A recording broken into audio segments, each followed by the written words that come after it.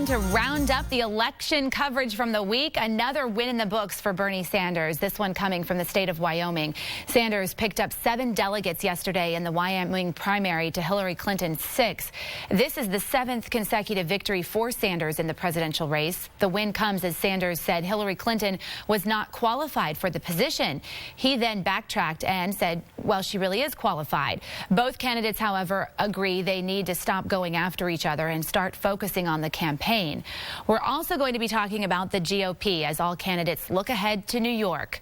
So the election 2016 is our topic this half hour. We want to hear from you on our Fox 26 Facebook page. You can also weigh in on Twitter. Use the hashtag Fox26for Life. Joining us live in the newsroom is our panel led by our senior legal analyst Chris Tritico, Democratic media consultant Mustafa Tamiz, and Republican strategist and public policy analyst Jackie Valley. Good morning again. Hello. So did Bernie Sanders' comments hurt that party? Well, it certainly, the gloves finally came off in the Democratic race, and they had been trying to keep this on a positive note, keep it issue-driven, and when Bernie Sanders said she was unqualified, the gloves came off. Hillary Clinton got really mad about it.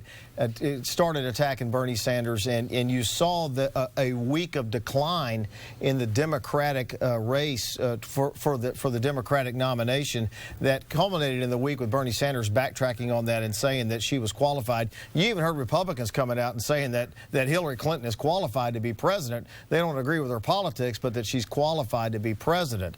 Bernie Sanders is exposing, Mustafa Tamiz, an electability issue with Hillary Clinton, in my view. He's won 7 primaries in a row. Hillary Clinton's going to be the nominee, but he is exposing a problem that she's going to have in the general election that she better start paying attention to.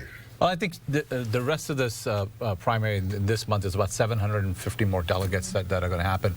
She's going to win overwhelmingly, and by the end of this month, I project she's going to have twice as many delegates as he does. So this is going to come to an end.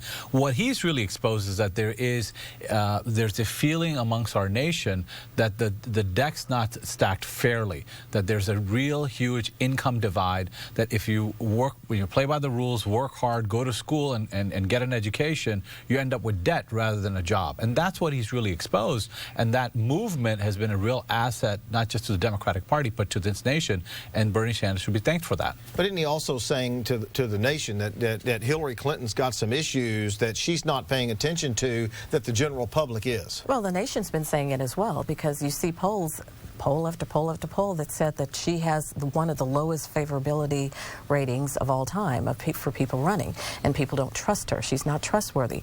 I think another thing that Bernie is showing is that the fact that the Democratic system and their primary system is rigged. You mean the Democratic Party? The Democratic Party, their system is rigged, because you have a lot of these people coming out for Bernie, but the fact that she has these super delegates lined up, it doesn't matter what the voters think. They're going to elect Hillary Clinton. She has been coronated as the nominee, and all of these people who are putting their effort and their time and their votes in Bernie Sanders because they believe in his socialism message, it doesn't matter. Now, Bernie's argument is if I win as many states as she does, and I go to the convention with as many states as she has won, these superdelegates can't ignore me and they have to come to me.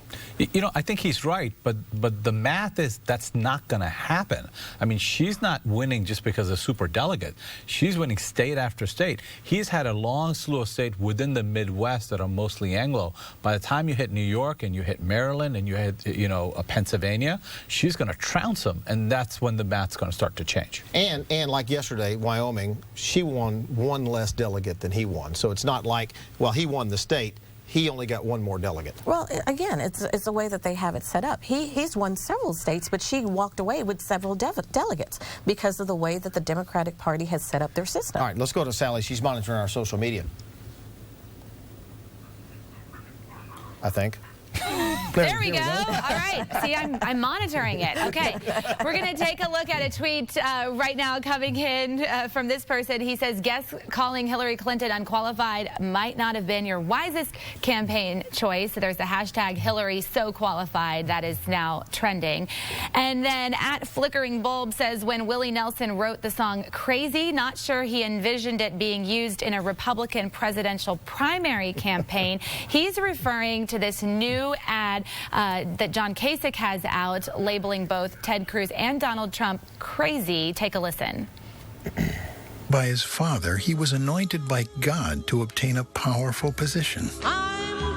Said women should be punished for having an abortion. Wants to register Muslims, police their neighborhoods. Wouldn't rule out using nuclear weapons against Europe. That the best we can do? No, it's not. So John Kasich obviously trying to get people to say, rally around me heading into New York. Is there a chance he could still win the nomination? What is John Kasich just saying? John Kasich's whole argument here is, I poll better than both of these guys, even though I'm not winning any primaries. When we go to an open convention, I poll better than these guys. The delegates need to come to me. The only state John Kasich's won is his own home state where he's the incumbent governor. He has not won anything else.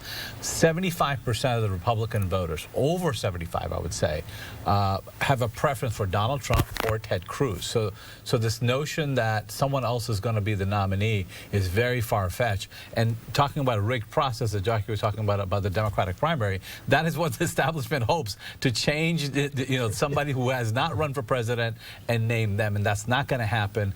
It is shocking that 75% plus of Republican primary voters support these two candidates. But that is what Kasich is saying, is in an open primary, when we get to the convention and it opens up, come to me. That's what his whole argument is. Sure, he can say that all he wants to, and that's probably what he hopes, but Kasich does not have a shot. As a Ted Cruz supporter, this is the one time I'm happy that Kasich is in the race for this New York race that we see April 16th. He's polling second, and if anyone but Trump, especially if my guy Ted Cruz gets the nomination, we want to keep Trump under 50%.